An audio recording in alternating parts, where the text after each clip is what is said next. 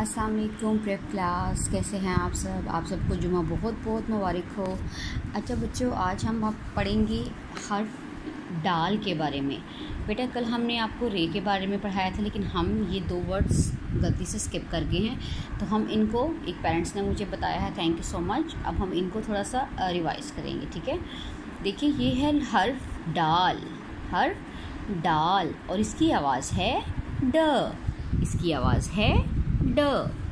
ड डब्बा, ड ड्रम, ड और डोर, ड आक डाक, ड आ डा ल आला डाला, ड ओ डू ब आबा डूबा।